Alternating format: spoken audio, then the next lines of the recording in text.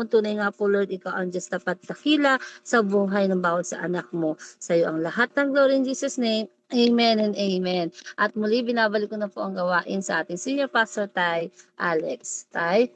Amen, amen. Praise God. Isang mabiyayang madaling araw po sa ating lahat. Kailan mo po na natin mag-go live ang Facebook.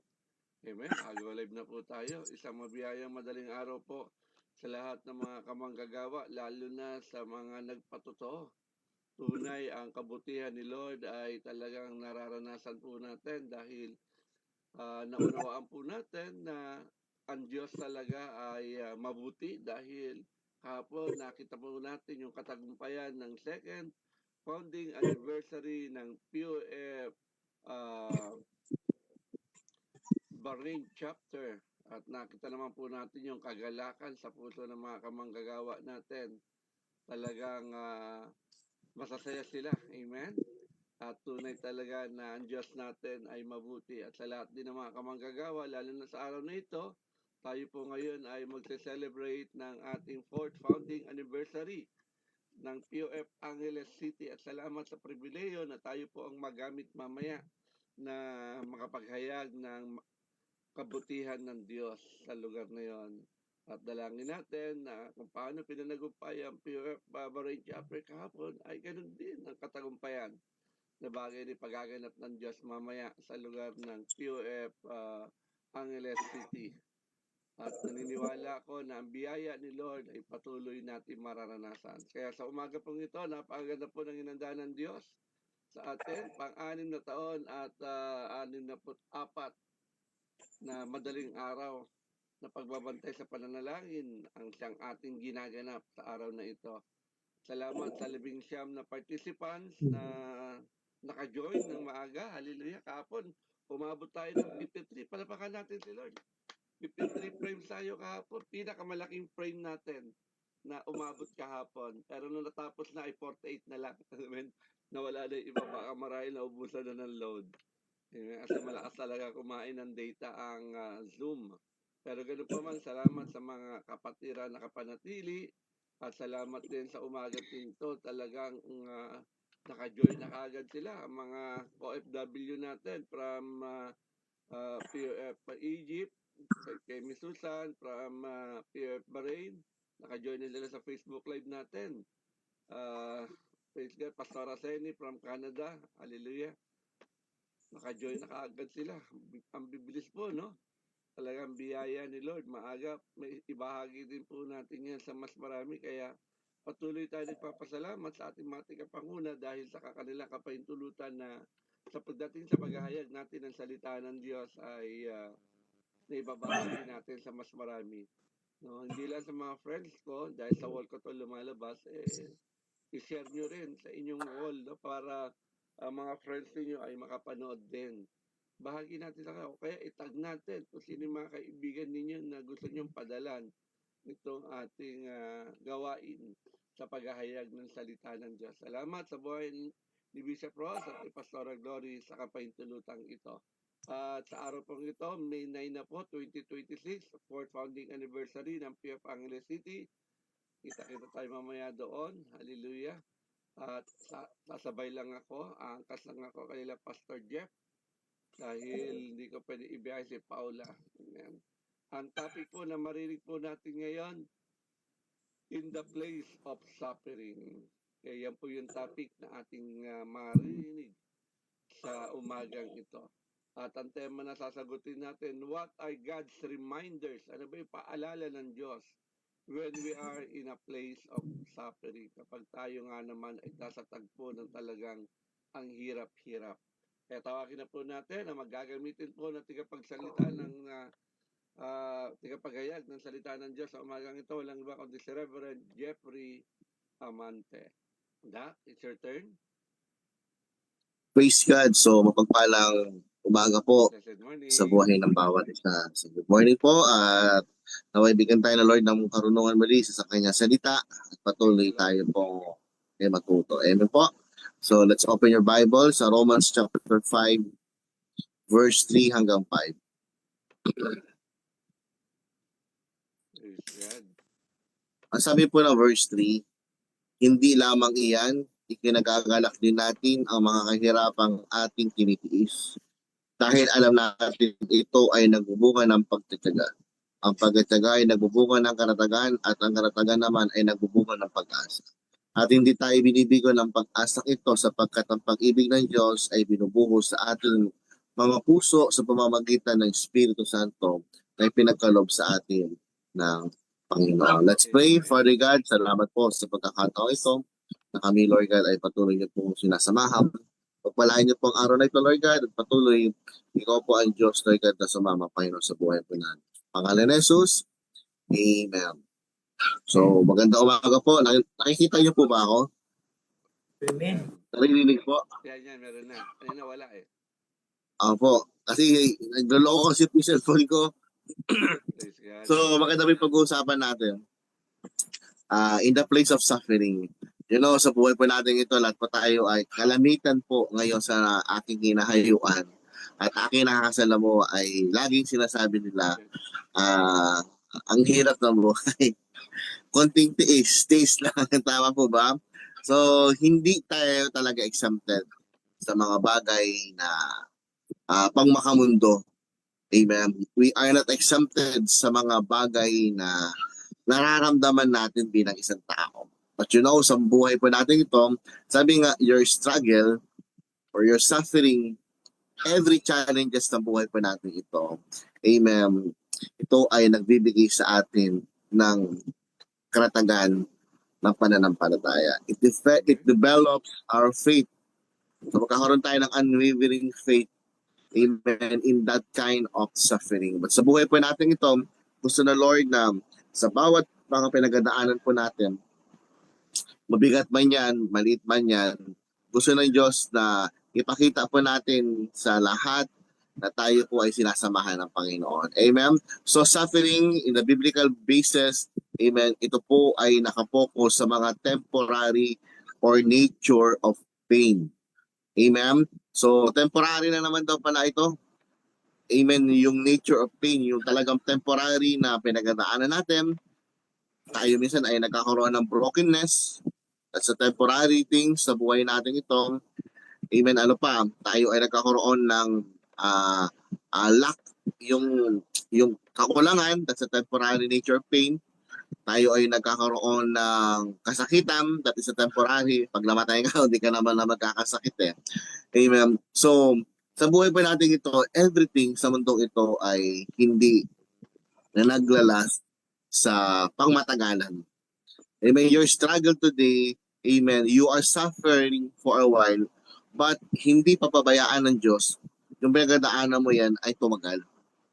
God sometimes giving us the opportunity to face a lot of challenges, including the sufferings. Amen. Para makita natin ano ba yung mga pwedeng ipaalaala ng Diyos sa buhay natin ito kapag tayo ay nasa place of suffering.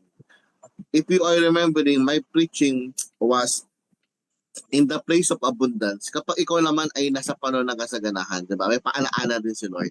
Kapag ikaw ay pinasagana ng Lord, may paalaala din. Ganun din. Amen. If God is giving you the opportunity to face all the temporary pain sa mundo ito, if God places you in that kind of situation, may paalaala din si Lord sa buhay pa natin ito. Amen. Kasi hindi pwedeng hahayaan ni Lord na puro pagpapala ang iyong tamasahin. Amen. Hindi lang hahayaan ni Lord, puro yung pabor niya itatamasin mo. But sometimes, the Lord is giving us the opportunity. Opportunity din po kapatid yung pagtitiis. Amen. Kaya kapag ikaw ay nasa pagtitiis mode, amen, kapag ikaw ay nasa ganyang pangyayari sa buhay mo, it is an opportunity given by the Lord. You need to face it. Amen. You need to endure it. Why? Kasi sometimes, in that kind of hardship sa buhay po natin ito, meron pong ginagawa ang Diyos na hindi natin nalalaman. Amen. God is very silent when we are facing a lot of difficulties. Sometimes talagang, Lord, ba't ganito? Alam niyo kapatid, in every suffering, the Lord given us the lesson. Tinuturuan tayo ng Diyos kung paano dapat natin gawin. Amen po ba? Ako, papasalamat ako din sa Lord Kasi binigyan ako ni Lord na opportunity na maging tatay. O, hindi na pa talaga mahirap, hindi talaga pala, madali na maging tatay. O, kung yun, iba-balance mo yun. Amen. Lalo ngayon, lumalaki ang anak ko. Amen. Masarap na mahirap. O, ganyan. Hindi ako makahayo, hindi ako makapagtinda kasi sama-sama. Ang galing-galing na umangkas sa motor na aking anak. Amen po. So, but sabi ko, salamat Lord, binigyan mo ako ng opportunity na sa ganitong pangyayari. Amen po. Bagamat may mga onting sakripisyo, nagbubunga naman ito ng kagalakan. Nagbubunga naman ito ng kasiyahan sa buhay po natin ito. Kaya kapatid, sa buhay po natin ito, ng ating tema, sasagutin. Amen. Sabi dito ng tema natin, amen. In the place of suffering, what are God's reminder when we are in the place of suffering? So number 1 point po, amen, be joyful. Verse 3, palagi daw dapat tayo magalak pa din. Amen po. So sa buhay po natin ito, ano po yung paalaala na ng Diyos if we are facing suffering? What are the reminders of the Lord when we are in the place of suffering? Number 1 point, be joyful. Magalak ka pa din. Sabi ng Santiago chapter 1, verse 2 or 3, magalak ka kapag ikaw ay dumadanas sa iba't ibang pagsubok. Ayun po ba? So, it is a reminder of God na hindi ka lang nagagalak sa pagpapala. Nagagalak ka din sa mga pangit na sitwasyon sa buhay mo. Amen. Dapat yun pa din yung ating aim, ay yung hindi mawala yung kagalakan natin sa buhay. Amen. Kasi yung joy or yung kagalakan ay nagpo-produce siya ng glory of God. Though hindi talaga okay ang sitwasyon mo, nakikita pa din na maraming tao na okay ka kasi nagagalak ka. Amen po ba? Ako po, personally talagang humanga ako kay Pastor Josie. Yung inamatay yung kanyang anak. Pero pansin mo, grabe no? Hindi mo makita sa kanya yung very down na mukha. Amen po ba? Doon syempre nakikita mo, umiiyak siya. Normal yun kasi nawalan ka ng anak. Pero makita mo sa kanya yung kagalakan pa din. Amen. So bagamat ang hirap yun, tama, may mga pinagadaanan pa siya bukod dun sa nawala niya anak. Pero makita mo, naglilingkod pa din sa Panginoon. Amen po ba? Minsan, pera lang naman talaga yung problema natin. Tama po ba? Hindi na tayo makitaan ng kagalakan sa buhay. Amen. Gusto ni Lord, if we are in that place of hardship, in the place of loneliness, in the place of sadness, trials, and a lot of problems sa buhay natin ito, don't forget the reminders of God to be joyful. Amen. To rejoice. Amen. Have joy. Amen. Always in our life. Amen po. Kasi hindi pwedeng mabaliwala yung gagawin ni Lord. Amen. Sa ganyang sitwasyon. You know, kapatid, kapag nakita ni Lord na bagamat napakatindi na pinagdaanan mo, amen, andyan pa din po yung tulong ni Lord. God always send a help and rescue in times of trouble sa buhay natin ito. Ang gagawin mo lang magalak. Ang taong nagagalak sa gitna ng pagsubok, tinutulungan ng Diyos. Po ba? Ang taong nanatiling nagagalak sa kabila ng mga pagsubok sa buhay, amen, ay yung taong pumatatag sa Panginoon. Kasi alam niya, yung kanyang pinagdaanan ay temporary lamang. Amen po. Hindi naman pang matagalan to, kapatid. Amen yun, kapatid, sa buhay natin ito. Ang pagkagay sa paglilingkod, susubukan ka muna ng Diyos bago niya ibibigay sa iyo yung mga patok. Amen. Test before blessing. Amen. So lahat ng mga pangyayari sa buhay po natin ito ginagawa ng Panginoon. Amen. Ay merong comfort si Lord. In difficult time, the Lord send comfort. In temporary pain, the Lord send His rescue or help. Amen. Kaya ang sa buhay pa natin ito, always reminders, amen, the purpose, amen, ng pain na yan, yung suffering, amen, can be used to grow, amen, our spiritual life. Nakukuha niyo po? Ibig sabihin daw pala, yung purpose ng bakit tayo naghihirap, bakit tayo po ay nagkakaroon ng mga pangit na sitwasyon, ang purpose pala yan para tayo lumago sa pananampalataya. Para mas makilala natin si Lord sa buhay natin. Who is God in our life? Who is God, amen, who called you in that time of suffering. Kaya apa yan naman po yung mangyari sa buhay po natin ito, I pray na si Lord pa din po ang Diyos na ating magpatawag at hindi po mawala yung kagalakan natin sa buhay. Amen po ba? Ako po personally, I was very, nalungkot ako yung Thursday. Thursday po ba yun? Kasi po dami kong tindang manok nyo, grabe. Talagang mautak ka sa manok. Yung mga whole chicken, siguro po mga 100 pieces yun na 2 kilos isa. Hindi ko alam kung paano siya papaubos. But sabi ko lang, Lord, hindi pwede kasi siyang hindi mapaubos kasi i-limit ko siya lang hapon. Kasi kapag hindi mo napaubos yun, kasi babayaran mo yun. Amen. Ang isa ko lang ginawa, nagpatugtog lang ako sa kotse ng mga worship song and I pray to God, Lord, ikaw po bahala. Marami pa po akong manok. Amen. Marami pa po akong tinda at mamayang hapon po hahayo ako. That's my prayer. Amen. At ito yung kikitain ko, Lord, ito kasi wala na po kami pambili ng pampers sa aking anak. Magugutom po yung anak ko. Baka mag-anak sa akin yung anak ko. Kapatid, maya-maya lang mayroon tumawag sa akin. Nagpapadeliver ng 10 pirasong manok, 15 pirasong manok. That kind of blessing, if we rejoice, amen, hindi mo lang dapat titignan yung sitwasyon mo na mabigat ngayon. Because you are looking forward sa gagawin ng Diyos if we remain joyful sa sitwasyon natin ito. Amen po? Kaya kapatid, always remain joyful in times of difficult situation. Amen. Ang purpose ng iyong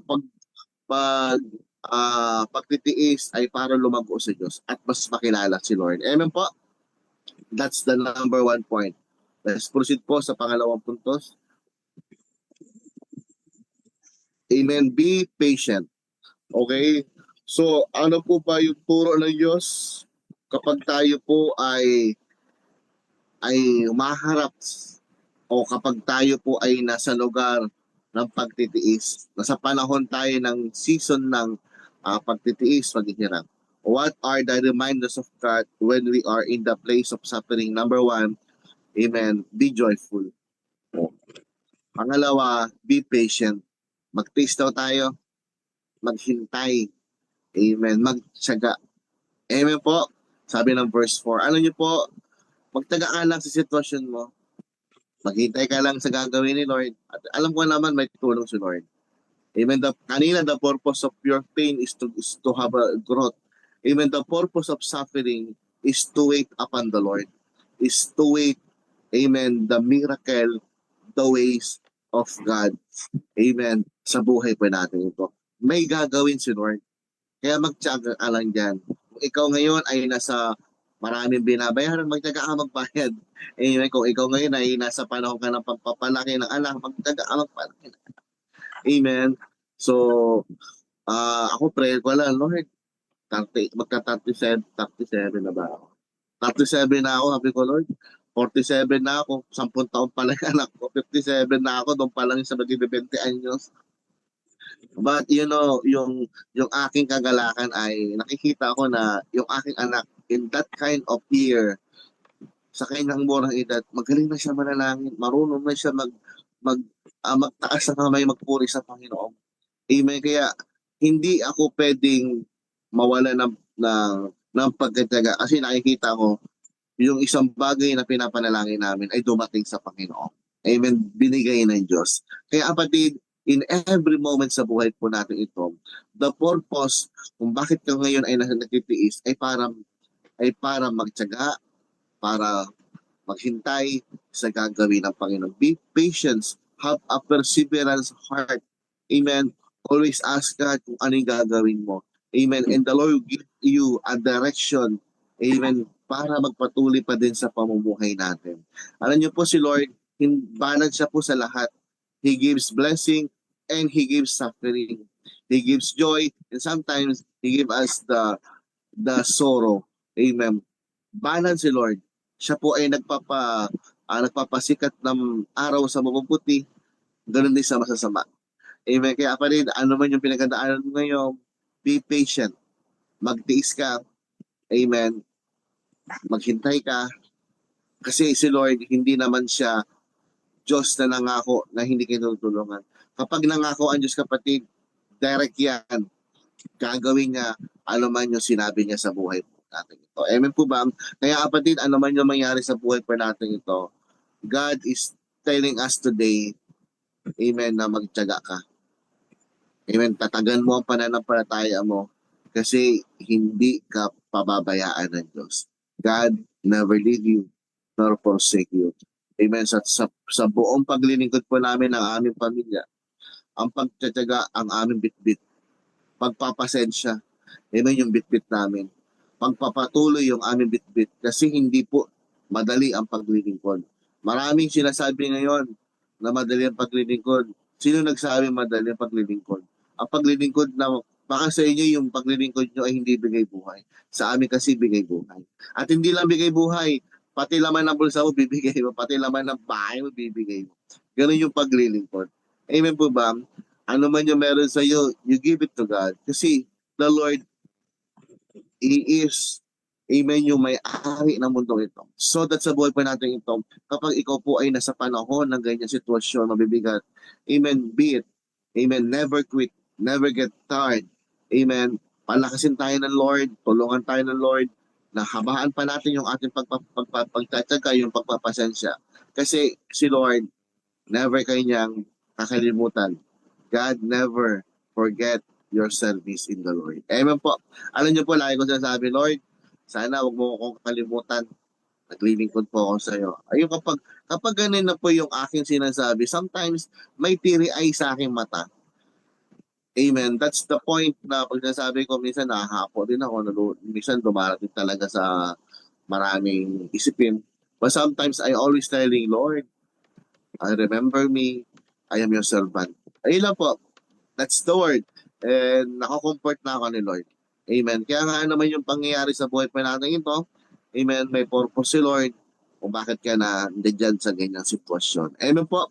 Always look forward sa gagawin ng Diyos sa buhay pa natin ito. Always look forward sa pagkilos ng Diyos sa buhay natin ito. Hindi ka pa ba nagpapasalamat sa Panginoon? Bagamat ang taas na mga bilihin ngayon, nakakain pa tayo. Amen? Hindi ka pa ba nagpapasalamat ngayon? Bagamat ang taas ng Sabeco bills ngayon, grabe, doble. Amen? Hindi ka pa napuputulan. Amen po ba? Ako, himalaan ng Diyos, yung prime water, 3 buwan na kaming may resibo, hindi pa kami napuputulan. O, diba? Kasi alam ni Lord, wala pa kami pagpapala pambayad. Amen? Kaya di pa pinuputol ni Lord. Amen? Pero wala naman kami tubig. Hindi putol yung tubig namin, pero wala kami tubig. Yung kaibahan. Ang hirap ng supply ng tubig sa amin. So, hindi ka pa ba nagpapasalamat sa Panginoon sa kabila na mabibigat ang pagsubok? Amen. May pagpapala pa rin sa Lord sa buhay. Yung pagpapalang, amen, na huwag ka susuko. Kaya mo yan. May tulong ang Diyos. Amen po. Kaya ano man yung mangyari, kapatid, isipin natin na sa lugar, nilagay tayo sa gantong sitwasyon kasi gusto ni Lord turuan tayo magtiyaga. Amen.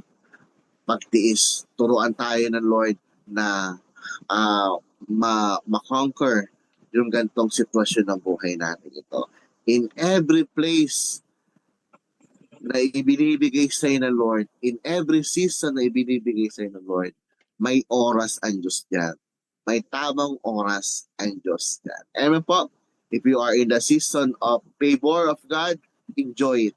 Amen po ba? If you are in the season of hardship, enjoy it. Okay po ba? Let's enjoy every season ng buhay po natin ito. Kasi galing sa Diyos yan. Amen po ba? So that's the number 2 point, be patient. And the last point are the reminders of God when we are in the place of suffering. Amen.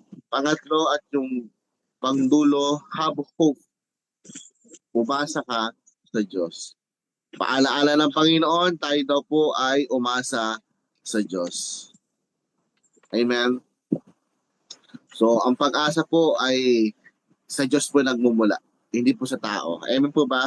Kaya kapatid, hindi tayo pwede umasa sa tao, umasa tayo sa gagawin ng Panginoon.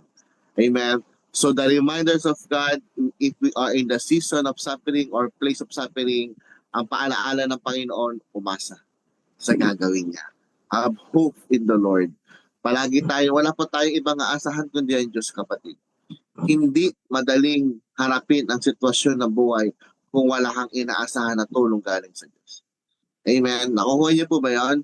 Kaya sa buhay pa natin ito, always reminding yourself, amen, ang pag-asa mo ay si Lord. Umasa ka sa Diyos, ang mabuti ay gawin. Amen. Wala pa tayong ibang sasandigan sa mundong ito, kundi ang Panginoon. You know, kapatid, si Lord, hindi nagbabagong Diyos. Naniniwala po ba kayo? God never changes. Amen po ba? Sometimes, hindi natin na-appreciate yung pagiging Diyos niya.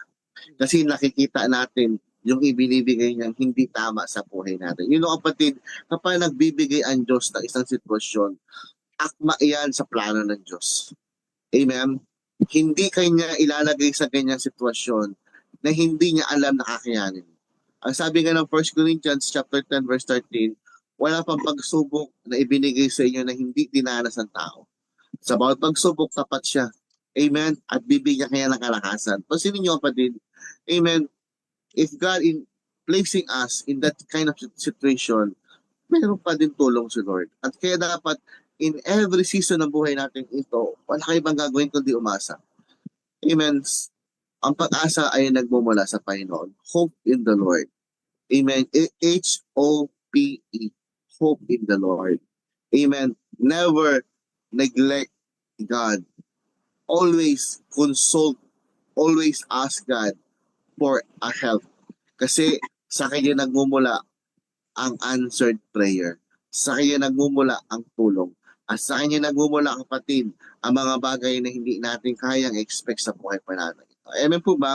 Kaya pa yan naman po mangyari sa buhay natin ito. Umasa ka sa Diyos. Wala ka ibang gagawin sa buhay mo kundi umasa. Na balang araw, makakaraos ka dyan. Balang araw, iaangat ka ng Diyos. At balang araw, wala ka na sa ganyang sitwasyon. Nasa iba ka ng sitwasyon ngayon. Amen? So, we need to trust God fully.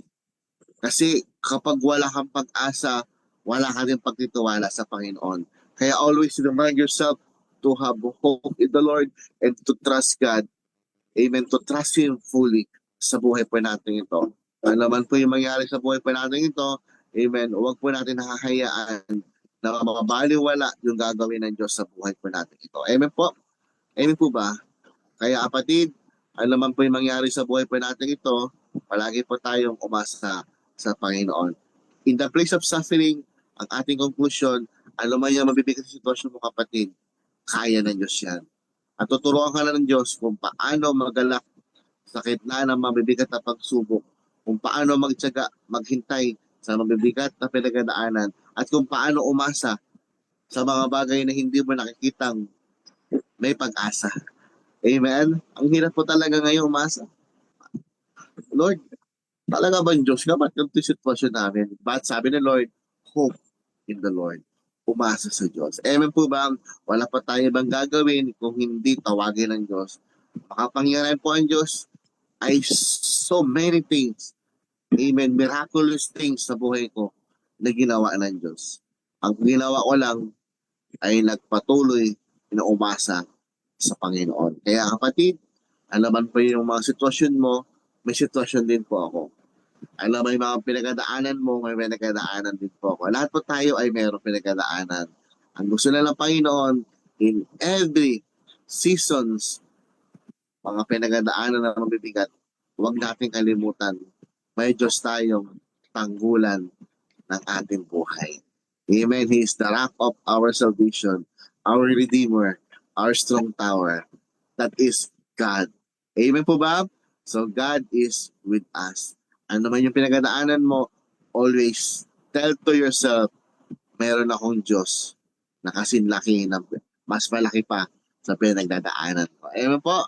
Kaya that's for today. Salamat po sa maikling panahon at pakikinig ng salita ng Panginoon. All glory belongs to God. Salamat po.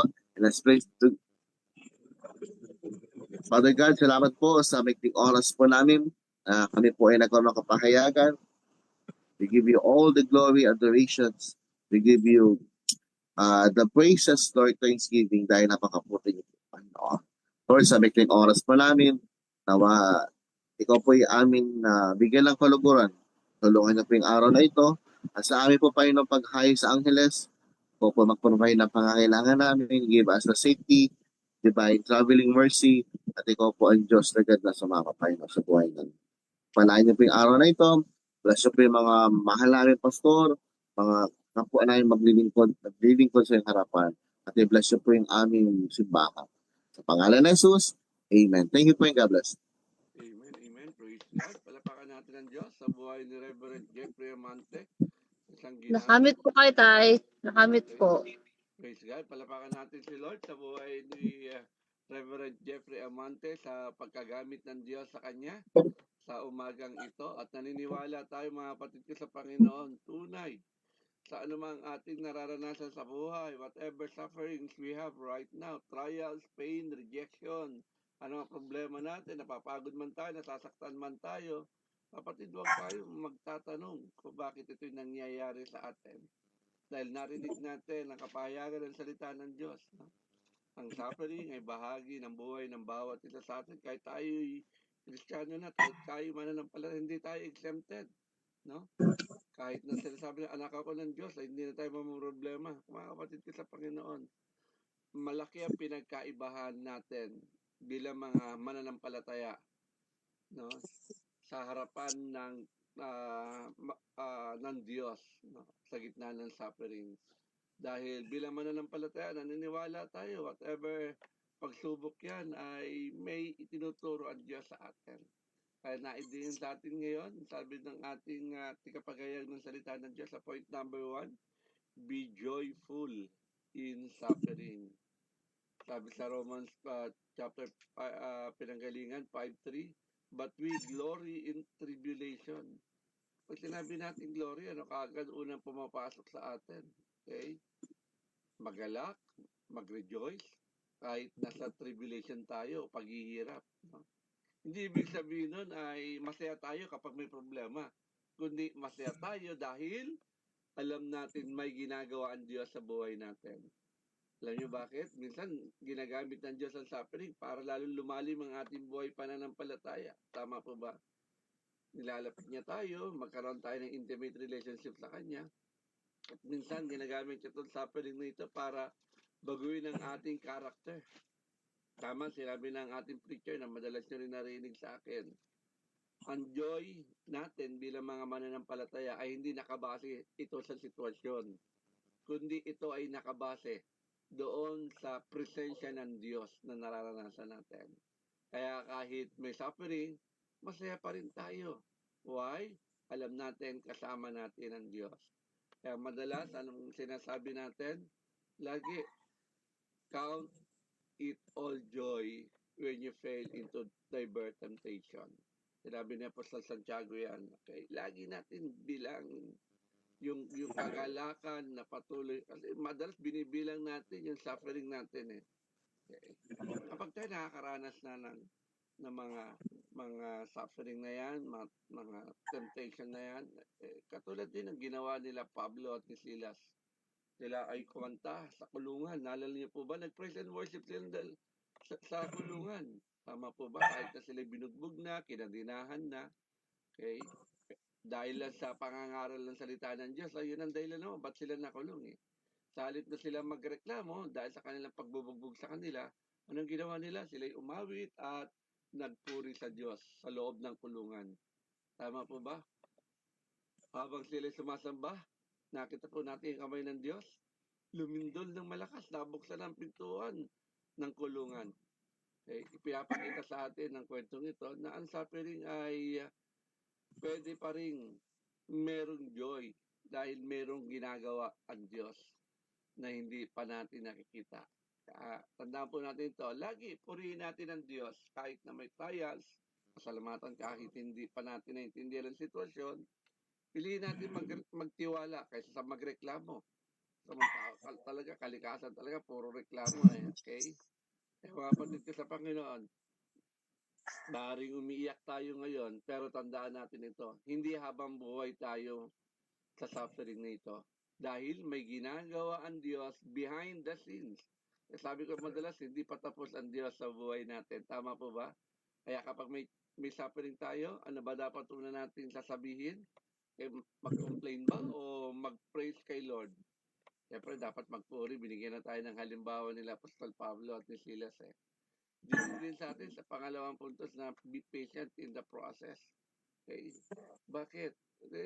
Talagang merong itinuturo ang suffering sa atin. Matuto tayong maging magkaroon ng patience o endurance. Okay? Hindi agad inaalis ng Diyos ang problema dahil minsan proseso talaga. Dahil ginagamit niya itong problemang ito na nararaanan natin para ihanda tayo. For what? Saan tayo nihanda? Sa mas malaking pagpapala at sa malaking layunin niya. Amen? Ang patience ay hindi lang paghihintay ito, kundi pagtitiwala habang tayo ay naghihintay. Kaya sa panahon ng suffering, natututo tayo maging dependent sa Diyos. Tama po ba? Kapag talagang may mga pangailangan tayo, wala tayong bukang kundi tumawag sa Kanya. At syempre, sa pagtawag natin ito, lalo lumalalim ang ating buhay pananampalataya. Eh, nadidevelop yung ating spiritual maturity. Kaya, mga kapatid sa Panginoon, paano si Joseph, kilala naman po natin, no? Talagang mula pagkabata hanggang sa kanyang pagkaedad ay kita naman natin yung pinagdaanan ni Joseph the Dreamer. Hindi madali, talagang tagal ng paghihintay. Pero salamat, hindi siya nag-give up. Kung nag-give up siya, hindi niya naranasan maging governor ng Egypt. Tama po ba? Kung sumuko siya, doon sa gitna ng suffering, binenta siya ng mga kapatid niya, nakulong siya, pinagbintangan siya. Eh mga kapatid ko sa Panginoon, huwag tayo mainip sa timing ni God. May God's timing tayo sinasabi. Lagi, magpatuloy lang tayo maglingkod kahit mahirap ang sitwasyon. Okay? Katulad sa panahon natin ngayon, huwag mong titignan yung hirap. Tignan mo may nagpo-provide pa rin. Tama po ba? Maghintay tayo ng may pananampalataya. Maaari matagal ang proseso, pero tandaan natin to, kailanman hindi na late ang Diyos. Amen? Yung waiting season natin ay preparation yan. Okay? Preparation para sa bawat isa sa atin. Handa ba tayo magtiwala sa proseso ng Diyos kahit hindi natin agad nakikita ang resulta? Yes, kailangan magtiwala tayo doon sa proseso ni Lord. At yung panghuli, yung hope, no? Hope in God's promise. Okay. Marami sa atin nawawala na ng pag-asa eh. Kaya tama sinabi ni Reverend Jeff, no? Ni Pastor Jeff, na ang suffering ay hindi permanente ito atin. Why? Kasi may pag-asa tayo sa Diyos. Yan yung pag-asa. Yung pag-asa natin bilang mananampalataya ay iba yung pag-asa na meron ng tao sa sanlibutan ito na hindi nananalig. Sila ay wishful thinking lang eh. Wish upon the stars sila. Amen. Sa atin, tiyak yun. May confident tayo. We are expecting greater things pagaganap ng Diyos. Kung paano niya tayo pinanagumpay kahapon, mas higit niya tayo pananagumpayin sa araw ngayon. That is, hindi to wishful thinking. Ito ay confident expectation. Natuto pa rin ng Diyos ang kanyang pangako. Kahit may pain tayo ngayon, huwag natin kakalimutan, may future glory tayo na hinandaan Diyos sa atin bilang mga anak niya. Naniniwala ka ba doon mga kapatid ko sa Panginoon? Napakaganda ng plano ng Diyos eh. Sabi ni San Jeremiah 29:11, memory verse na natin lahat ito. I know the plans I have for you. Plans to prosper you, not to harm you. Plans to give you hope and better future. Tama po ba? And minsan nakikita natin yung pangit na sitwasyon. Katulad lalo kay Job. Tama po ba? Ilang beses niyang naranasan na yun hanggang patpinselahin ng kanyang katawan. Pero at the end of the story, nakita naman natin, sumuko ba siya? Hindi. Okay. Dumaan siya sa matinding suffering, ngunit hindi niya iniwan ang Diyos. Ganun din dapat tayo. At the end of the story, ibinalik ng Diyos, doble pa. ang lahat ng nawala sa Kanya. Amen? Kaya ang suffering, hindi dulo ito ng kwento natin. Okay? Kapag ang Diyos ang may hawak ng buhay natin ito, ay ipahawak mo na. Ipakontrol mo na. Yung lagi sinasabi ni Pastora Josie, pakialaman mo, Lord, yung buhay ko. Amen? Ikaw na manguna.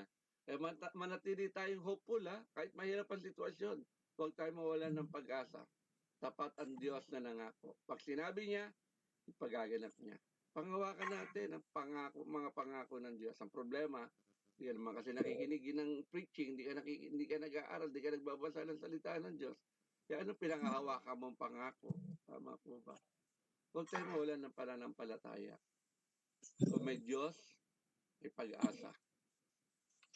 Ang ating mga naranasang suffering ngayon, hindi kayang sirain yan sa magandang plano ng Diyos para sa atin. Amen? May magandang plano ang Diyos. Kaya mga kapatid ko sa Panginoon, kung sa oras na to, para baga nawawalan ka na ng pag-asa, kapatid, kailangan piliin natin na magtiwala sa katapatan ng Diyos. Yung preaching kahapon ng ating Bishop Ross sa POF, anniversary ng POF Brain Chapter, yung kanyang katapatan. Amen? Pag sinabi niya, ipagaganap niya. Kapag tayo ay nasa place ng suffering, ano tinuro sa atin ngayon? Be joyful in suffering, be patient in process, have hope in God's promise. Amen? Kaya ang suffering ay hindi to senyales na iniwan na tayo ni Lord. Madalas yan ang narinig natin, Lord, nasaan ka na? Ba't nararanasan to? Kaya wag na tayong magtanong. Basta magtanong ka, magpuri ka kay Lord. Minsan ito yun na lang paraan na parang yun na lang yung nararanasan, nakikita natin yung hirap eh. Pero may malaking purpose si Lord. May malaking blessing. Tandaan natin ito, ang Diyos ay kasama natin. Hindi lang sa tagumpay, kundi lalo na sa panahon ng pagdurusa. Madalas, napapapraise the Lord tayo kapag tagumpay. Subukan mo mag-praise the Lord sa panahon ng pagdurusa at makikita mo ang kanyang mapagpalang kamay. Amen? Ang kanyang kapangyarihan. Muli, palapakan natin ng Diyos sa pagkagamit sa buhay ni Reverend Jeffrey Amante na naghayag ng salita ng Diyos. Palapakan po natin si God sa buhay ni Reverend Jeff at binabalik ko na po sa ating MC ang gawain, Pastora Mayan.